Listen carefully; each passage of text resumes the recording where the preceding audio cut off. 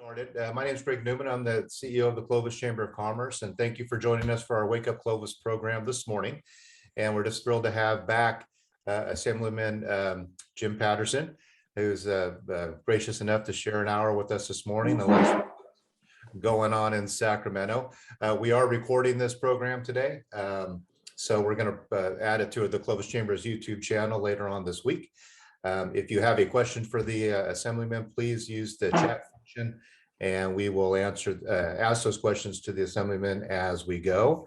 I know I asked you this last time, Assemblyman Patterson, you don't mind me calling you Jim, so I'm going to call you Jim. Not at all. Okay, and I am going to spotlight you so everybody can see you.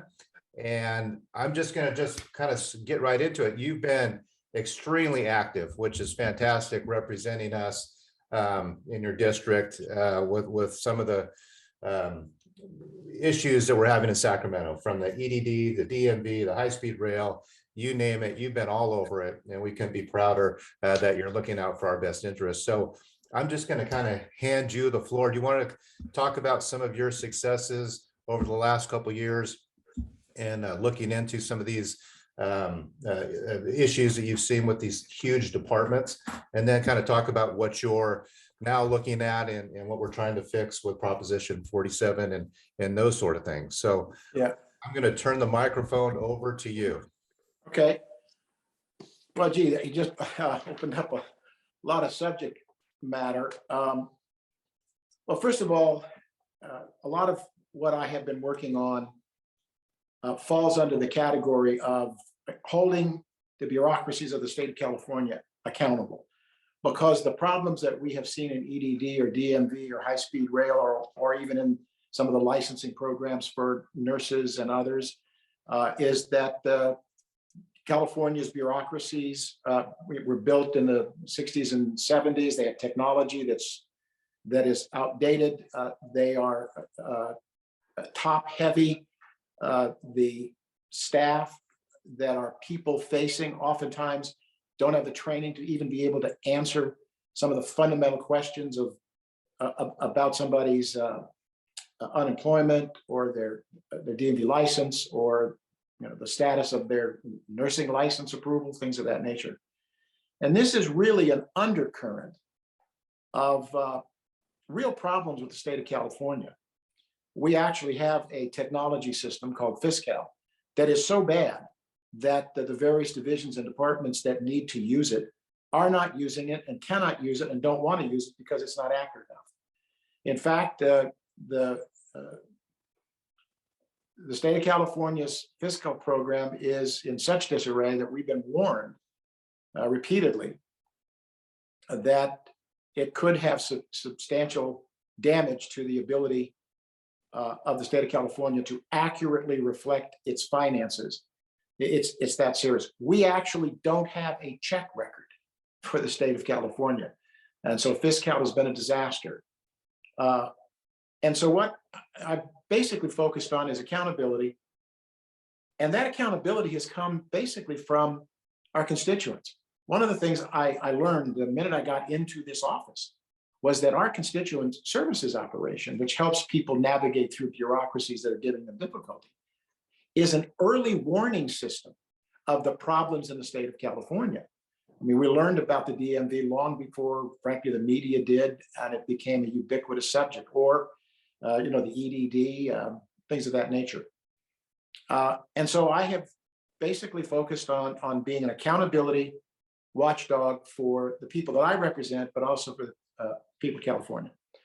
As a result, I've gained the vice chairmanship of the accountability committee. I have a seat on the audit committee. And so I've been instrumental. I don't do it by myself. The whole committee needs to approve the different kinds of audits that we do. But we have audited EDD. We have audited the DMV. We did audit high-speed rail.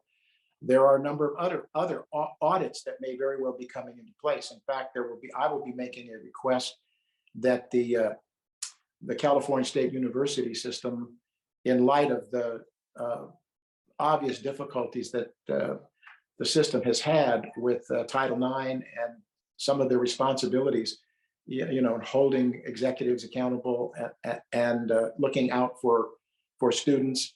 I think the sad part about it is that Fresno State really got caught up, frankly, in a system that is built up at the top executive level. And we have seen all of the collateral damage that has been done because the university system itself is built in such a way that it really brings on itself the kind of criticism and concern about how does it go through the process of somebody in a high executive position at a university who is having these kinds of complaints, longstanding complaints about the failure in Title IX and sexual innuendo and inappropriate behavior. And so I think there's an undercurrent of interest as well on the audit committee, not to point fingers, but to investigate how does the university at the chancellorship level get into the kind of difficulties that we have seen.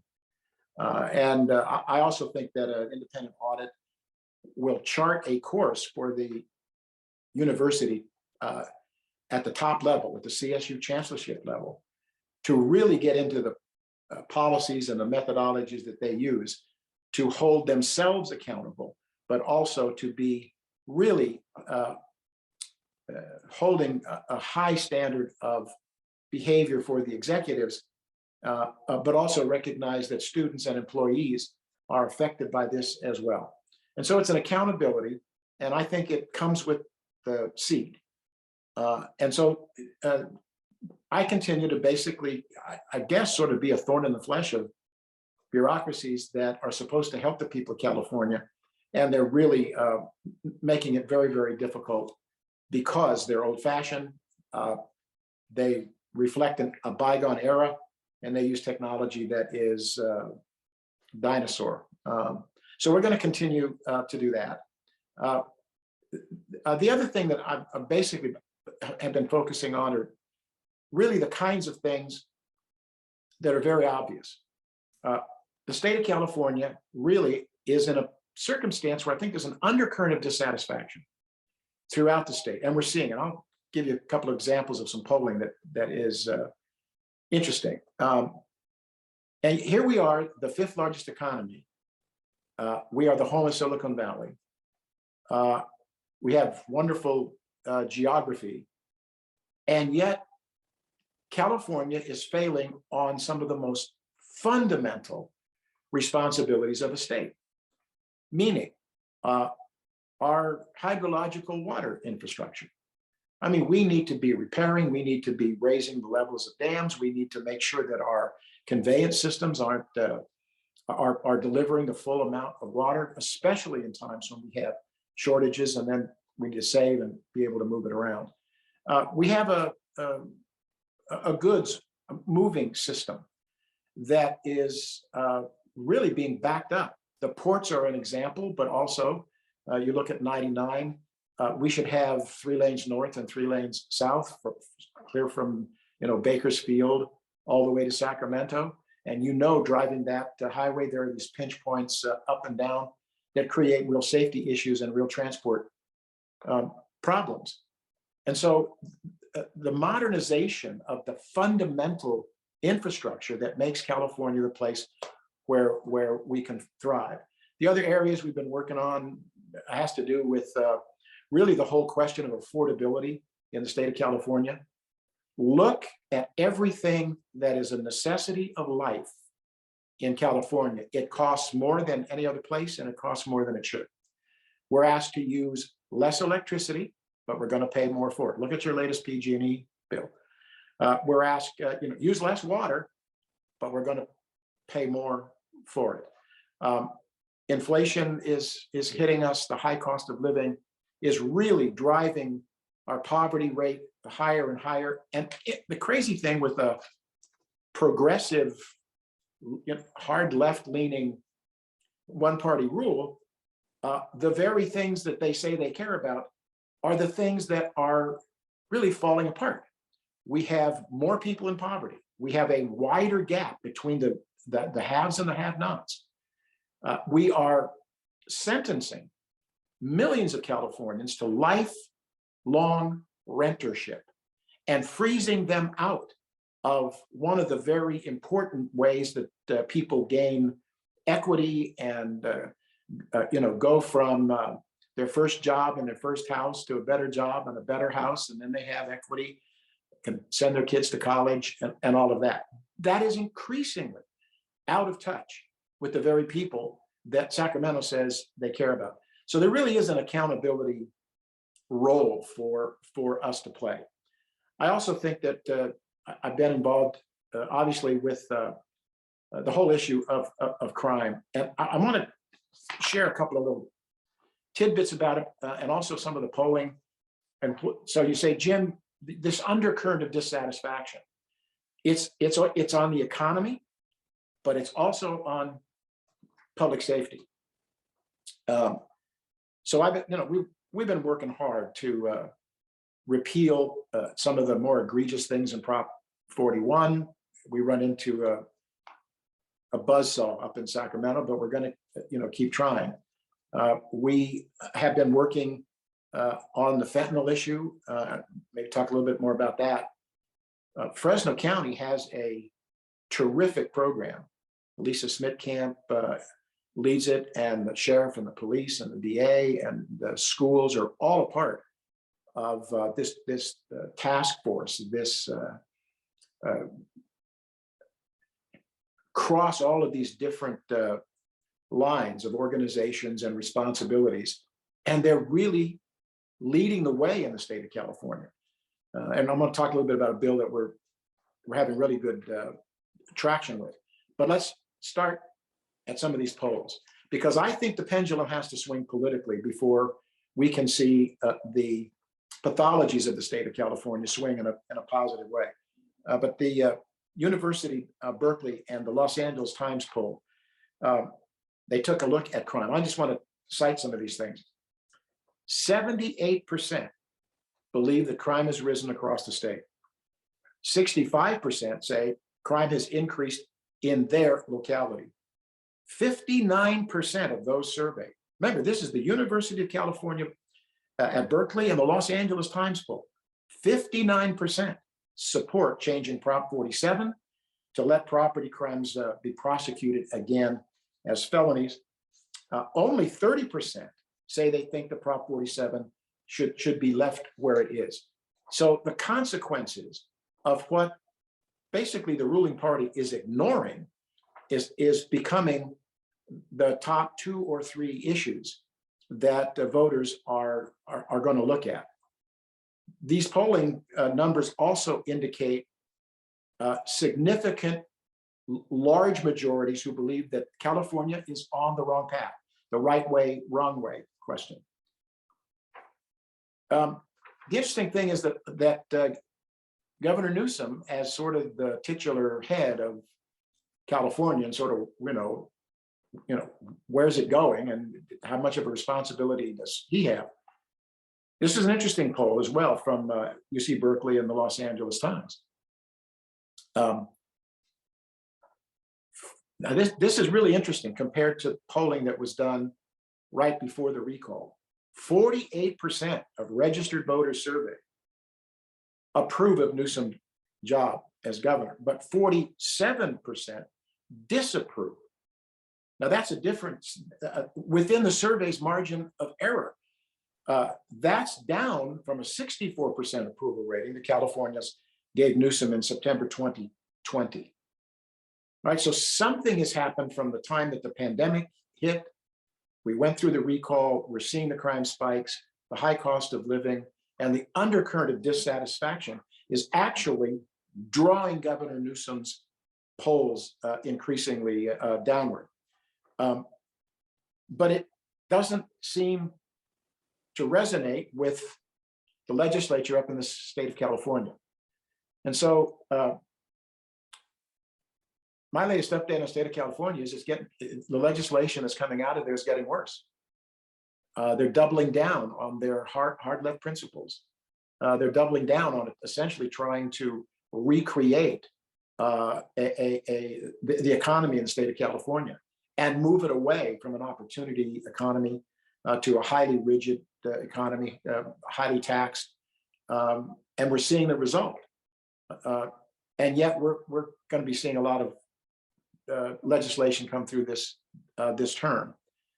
I do want to touch on, because I'm kind of curious about the reaction that those in the chambers of commerce have. The state of California Chamber of Commerce has already come out and opposed, but there is a bill that is working its way through committees that will require businesses with 500 employees and over. They're going to be required to move to a 4-day, 32-hour work week, and if they work the 5th day, would give these individuals time and a half overtime. Yeah. Well, just from our point of view, we discussed this at our last Government Affairs Committee meeting. AB 2932 is the bill, and we're opposing that. We think it's a job killer bill, and there's a whole, there's a list of them. AB 1044, where the employees can refuse to work if they feel unsafe.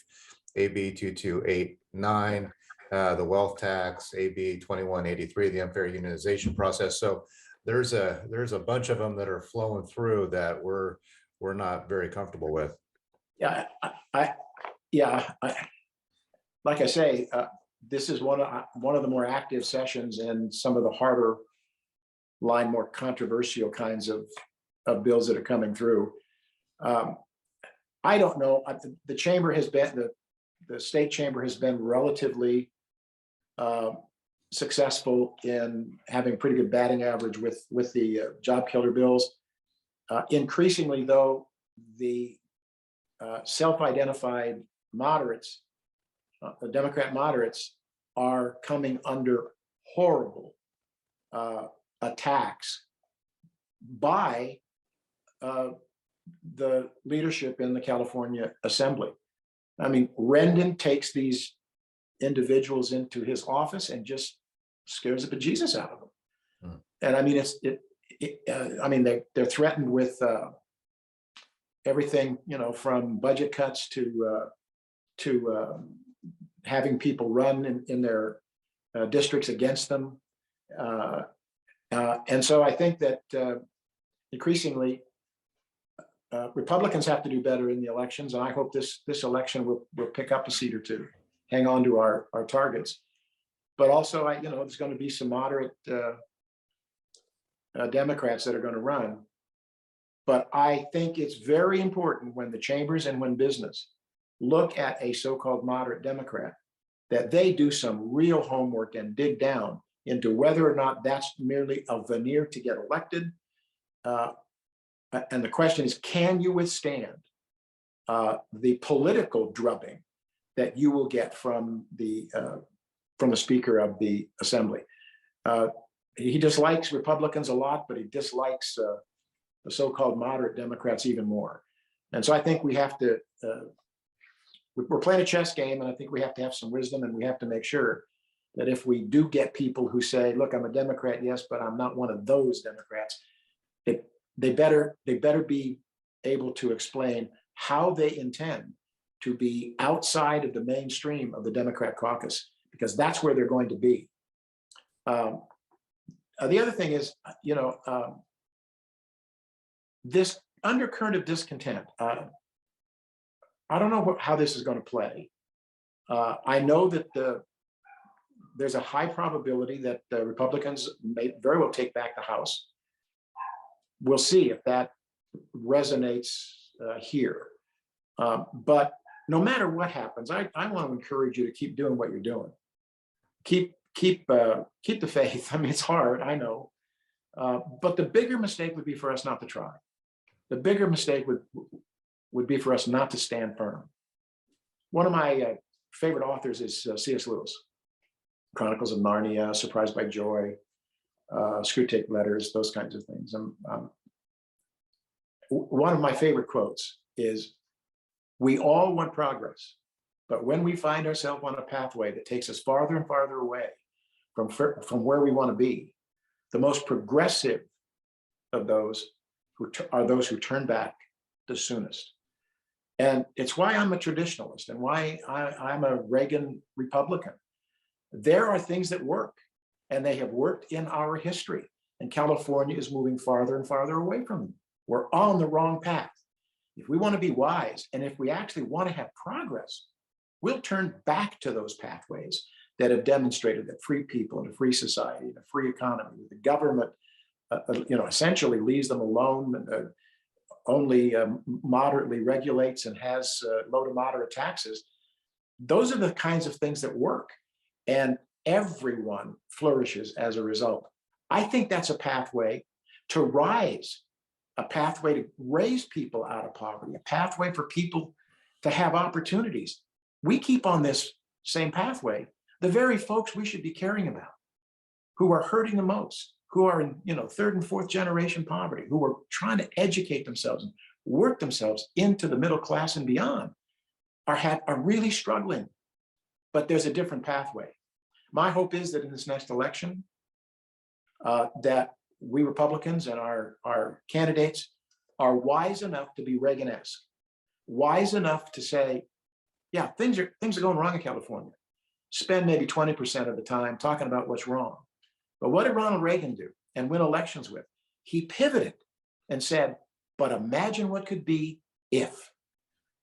Republicans need to challenge the Democrats on their failures, but we also need to be very, very clear about the kinds of proposals that we would take to Sacramento that would lift everybody up, that would close the wealth gap, that would move toward more affordable housing, and that would make sure that our education system in the state of California wasn't just grinding out students with something that they hung on the wall, but's worthless in the workplace, but to give them the kind of real world education that when they take that graduation certificate and hang it on their wall, it will be in an office where they've dreamed of being. It will be a place where they can live out their dream and not just make a living, but make a life. And I think that's where I hope Republicans will go. I think it is a message that Californians are eager to hear, because I think it responds to this undercurrent of discontent that says, you can be better off. There's another path. There's a different way. And so I'm hoping that we will learn from that. We have a good election team. The party is raising money, and we'll see how that goes. I think that's about all from me. I've got a number of bills and some things, but that I'm working on. But we're back. We've got a great batting average. Our fentanyl bill has moved. Our catalytic converter bill has moved. We have some EDD reforms that are moving through, and so we're doing pretty good on the kinds of bills that we think hold accountable the bureaucracy and gives people in the state of California the go-ahead and the resources to develop these teamworks to go after fentanyl, other ways that we can encourage people to modernize. If the Newsom administration won't modernize the EDD and some of these others, there's a majority of members of the California Legislature that will force them to, because we have heard from our constituents, and we're just not going to take the status quo as what's going to happen going forward. So we've got a lot going on up in Sacramento, some of it good, some of it very, very bad. And appreciate representing you. As you know, I have a new, very large new district, but I'm so grateful that I still am representing Clovis and the Fresno area. 68% of this new district is in my present district. And so I'm grateful for the opportunity to serve. And if you have any questions or comments, I'm here to listen. Any ideas that you have to make California better or areas of concern, And also, if you have areas of concern with respect to the bureaucracies, please call my office. I have a terrific staff that can work you through these bureaucracies. And if the state of California is keeping you awake at night and can't figure out their fundamental service to you that you earned and you deserve, we can help walk you through and get to the other side of that with a good decision. Well, Jim, let me just ask a couple follow-up questions. So, you talk about all these, laws that are coming or that have been passed over the last 5 years that are negatively affecting doing business in California. And you hear the statistics of corporations leaving California for greener pastures on the other side of the state borders, right? So what is it going to take for our leaders in Sacramento to realize, hey, we're losing business, we're losing income, we're losing jobs to neighboring states because it's so difficult to do business in California? I think you got to continue to be persuasive and persistent. And I'm generally a glass is half full kind of person. But the struggle we have in California is the people that passed these bills and the governors that signed them, they know what they're doing to the state of California, but they will not admit it and they will defend it. Okay, I talked to a lot of members in the member lounge and other places. They know it, but there is a dogma that is entrenched in Sacramento because of the large numbers of hard left Democrats that are in the Assembly and over in the Senate. I do think that shining the light of day on the problem, being savvy with respect to how we communicate to the voters, and to be savvy about how we counterpunch when people say, well, Prop 47 hasn't done it. Well, sure it has. The evidence is all over the place, and the voters in the state of California think that there's a problem. Well, you've developed a bad work environment, and you're developing a bad business environment. Oh no, we're not at all. Look at what's happening. We're creating jobs and all that. It's a veneer, and we've got to call it out. And we've got to say, well, wait a minute, here are the facts. And I think persuasiveness and communication is important as well. And that communication, I think, has to be on the voter level, neighbor to neighbor. We shouldn't get lost up in Sacramento and in our efforts to lobby in sort of the institutional language and sort of the, let's count the votes and all of that. I mean, I really believe that the strongest way to change the hearts and the minds of the Democrat hard left is when the chamber goes to their offices, or when agriculture goes to their offices, or whether the oil and natural gas industry goes to their offices. Bring with them the workforce. Show them the diversity of the workforce. Make those Democrats look in the eyes of people that are hurting because of their idiotic legislation. Seeing the executives of the Chamber of Commerce, well, that's one thing, but seeing the diverse workforce, every color in the rainbow, from every place on the planet, with one thing in mind. They want to earn a good living. They want to make a life. They want to educate their kids. They want to own a home. They want the California dream. Increasingly, the California dream is fine if you're in the way top high echelons of earners. You're immune to everything. Crime, you've got guards around your gated community and all of that. I think that people have got to see and hear, not the institutional leaders. They can bring them and help organize it, but they need to see and hear the people who work in Clovis, people who work in Fresno, people who work in agriculture, the people who work in public safety, the people who work in energy production, people who work in the consumer area, all of it. And so I've kind of been a broken record on this. Bring your workforce. Mm-hmm. It will touch them and change hearts and minds. I've seen it. It's one of the ways to give the moderate Democrats the kind of backbone to stand up to the hard left.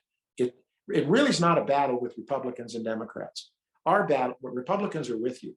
it really is a battle between so-called moderate Democrats and the far left. And we can engage in that battle. We got to be strategic, tactical, and we've got to be wise. And that's why I think we need to show the real live people that are getting hurt. And if you move your legislative goalposts in a positive direction, those very people and their kids and their grandkids will have better lives. I think we have to make this a people campaign and not a political one. Yeah, well, I certainly agree. And you look at some of these bills that are coming through, and you read through them, and you just scratch your head. It's like these just don't make sense. It's just they just aren't logical that somebody would want to pass a bill that has this language in it and what it would do, even to the layman, even to the non-politician. And you just wonder, why are they even putting this forward? I mean, it just doesn't make sense. And I look at, they aren't doing their job for the betterment of California as they were elected to do. And it's just a head scratcher sometimes for us normal folks that are watching this. I try to help folks understand why it is so crazy. First of all, most every single member of the Democrat caucus has never been in private sector where they had to compete, where they had to live or die by the rules that their own party was forcing on everybody else. These are either people that have come through nonprofits, people who have come through, a city council seat, and then a staffer and all of that.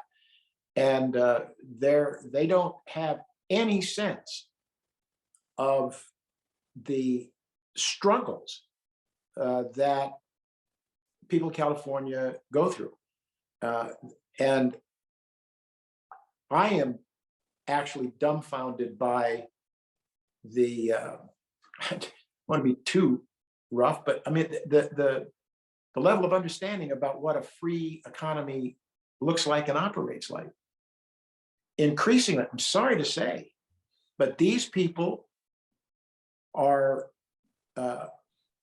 suspicious and downright punitive for free enterprise capitalism as we know it and as it has flourished and risen millions of people.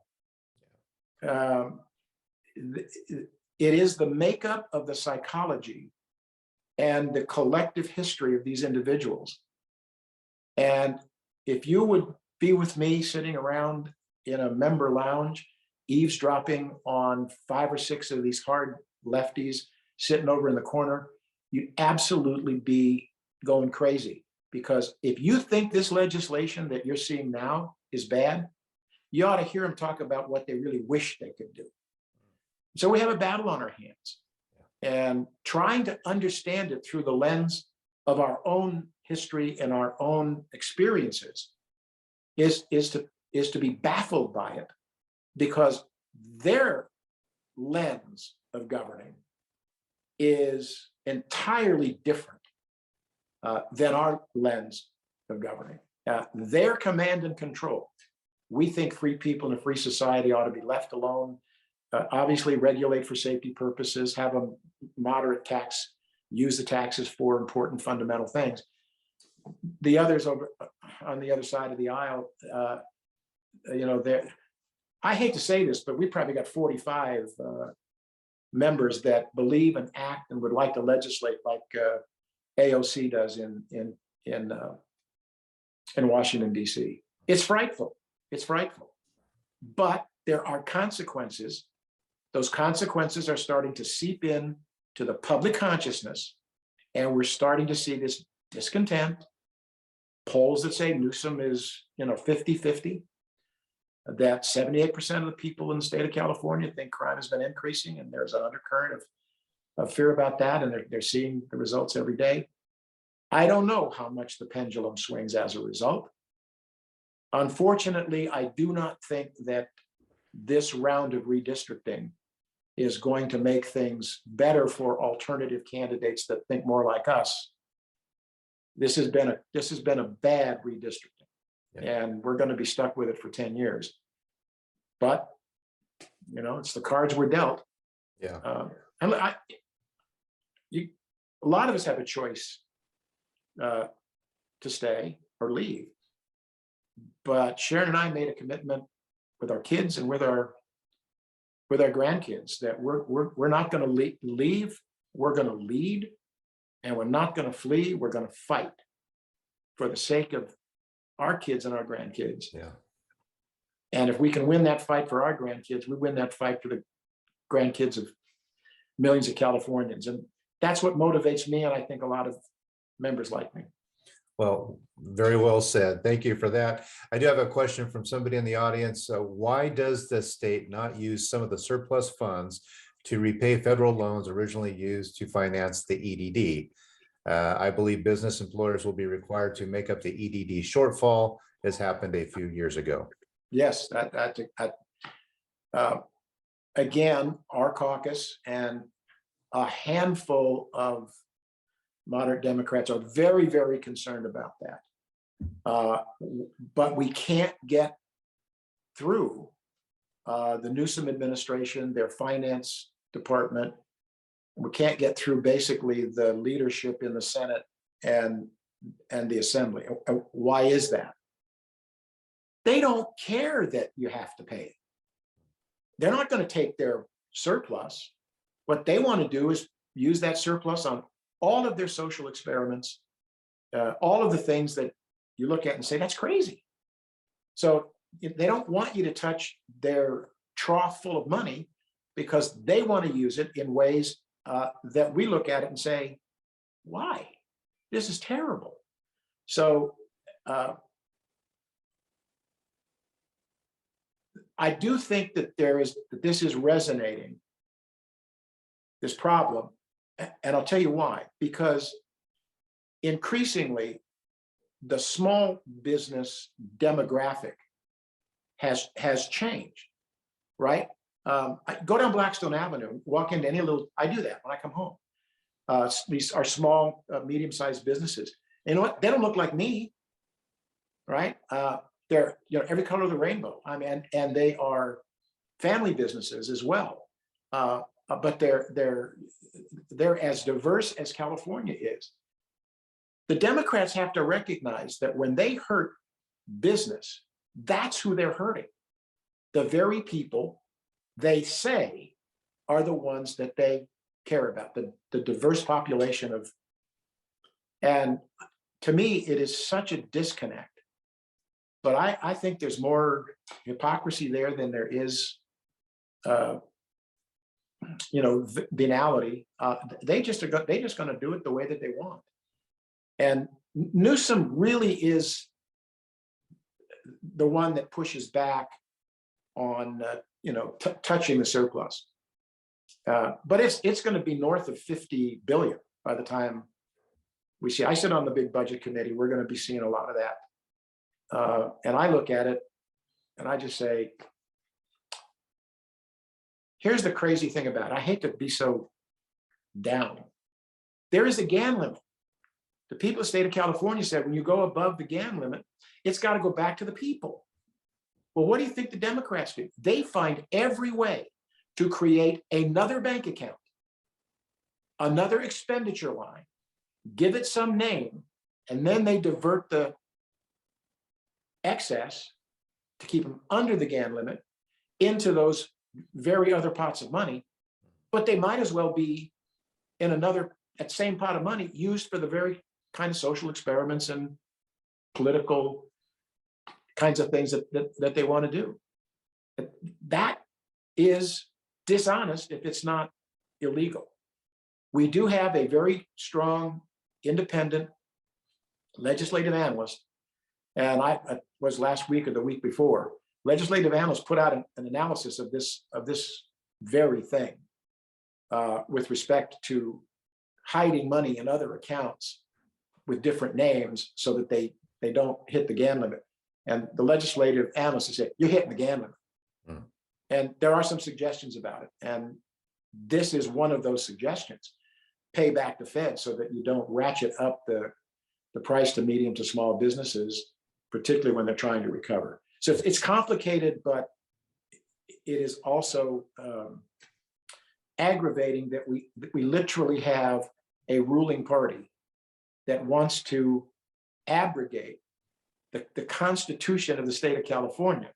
The GAN limit is there, and they get around it by, I've talked about, I'm on the big budget committee. I see it all the time. This is bait and switch. This is shell game with California taxpayer money that should be going back to them so that they can use it in much more effective ways than the government can. I mean, think about it. The more money free people are able to keep from the government, they have several choices. And every single choice is a better choice than anything the government can do. One, they can save it. Two, they can invest it. They can be generous with it.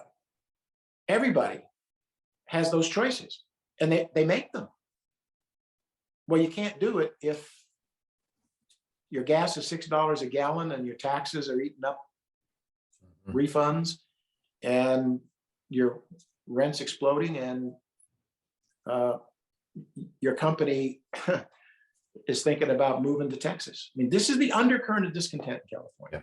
I don't know if that's going to resonate in the elections or not. We'll see. But that's the world I'm in, and it's a reality.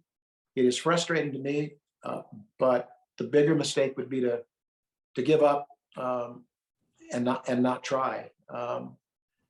So I usually start my little comments. I didn't do that this morning. Hi, I'm Jim Patterson. I'm a member of the California Legislature. May I humbly apologize for the screwy stuff that the state of California makes you go through. But that's where we live. Well, we appreciate your candor, and that's why we like having you on, because you tell it like it is. But okay, let's change the mood a little bit. There was a lot of legislation that was passed, since COVID 2020. Can you kind of just highlight on some of the success stories of any laws that were passed that became a really good business-friendly law and maybe out of the COVID situation? I don't think I can think of one. Can you? Oh my gosh. I mean, I think it's reasonable to help people hurt by it. I think sort of mean testing. And so some of the surplus to go to small businesses, medium-sized businesses, go to individuals. But I wish I could name. I mean, we basically had it. We still have a governor that is governing by dictate. We should be long past that. We should be out of that emergency where the legislature is essentially irrelevant when it comes to these COVID kinds of things. In the reality, in the real world in California, we're seeing hospitalizations that are really at some of the lowest levels we've seen. I think that's one of the big indicators of, are we going to see a surge that comes back?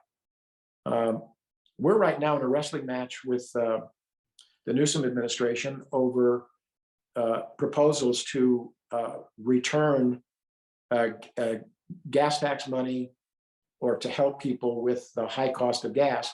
I mean, Newsom wants to do a $400 debit card to everybody that has a registered automobile. That's, I mean, $400. I mean, that's when you're paying $5.90 at the pump. That'll be gone the first month. What Republicans are trying to do is we want to see that 51% gas tax suspended for a year or so. That would be immediate relief. And when you look at what Maryland did the very same thing. They had a 35-cent suspension of their taxes. 34 cents immediately, like 2 days later, went to reducing the price at the pump. So we think that we could do that. Increasingly, we're seeing editorial boards suggesting that, okay, so maybe you want to send $400, but why don't you do the Republican 51 cent as well? That's immediate and would last, longer. Fresno Bee did an interesting editorial about that, I don't know, a few days ago, which basically said, okay, Newsom's got stuff, but that's only half of it. The Republicans have a good idea. Get the 51 cents to them quickly. So I don't know. I do think that there is an internal wrestling match, even with Rendon and his caucus. New faces are showing up, old ones that I actually got to know and like left.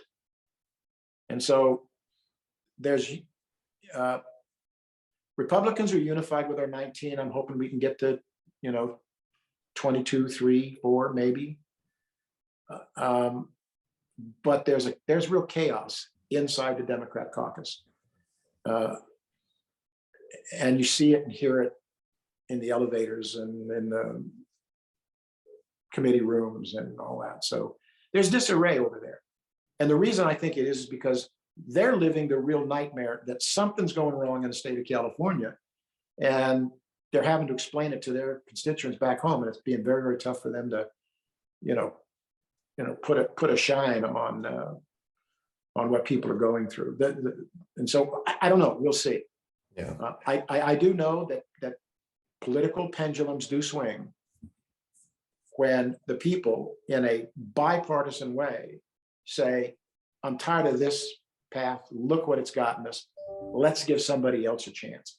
I think we've got to be the party that says, give us a chance. Let's us go back to times that really worked. And here's how we're going to do it. And if we screw it up the way Democrats did, then throw us out. We don't own these seats. You do. Yeah. But California can't keep going this way. I'm hoping that's the political message that our candidates deliver. And because I believe polling is showing it's the kind of message that is going to be what, by the way, one other thing. If you look into the independents that are polled in these two polls they are departing and leaving the Democrats in droves. So this next election will be a Republican turnout, but it also, if it's a strong no party preference or independent, it may break some close races our way. Mm-hmm. That's the optimistic side.